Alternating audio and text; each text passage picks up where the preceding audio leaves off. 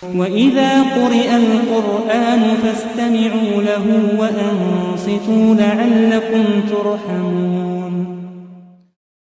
بسم الله الرحمن الرحيم.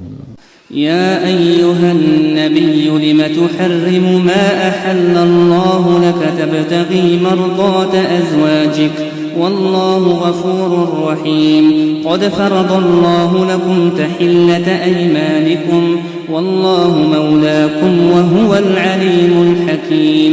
وإذ أسر النبي إلى بعض أزواجه حديثا فلما نبأت به وأظهره الله عليه عرف بعضه وأعرض عن بعض. فلما نبأها به قالت من أنبأك هذا؟ قال نبأني العليم الخبير. إن تتوبا إلى الله فقد صغت قلوبكما وإن تظاهرا عليه فإن الله هو مولاه وجبريل وصالح المؤمنين والملائكة بعد ذلك ظهير.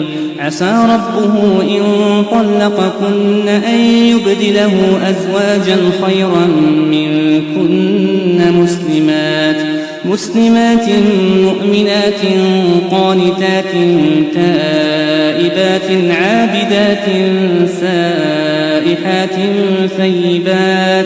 ثيبات وأبكارا. يا أيها الذين آمنوا قوا أنفسكم وأهليكم نارا وقودها الناس والحجارة عليها ملائكة غلاظ شداد لا يعصون الله ما أمرهم ويفعلون ما يؤمرون. يا أيها الذين كفروا لا تعتذروا اليوم إنما تجزون ما كنتم تعملون. يا أيها الذين آمنوا توبوا إلى الله توبة نصوحا عسى ربكم أن يكفر عنكم سيئاتكم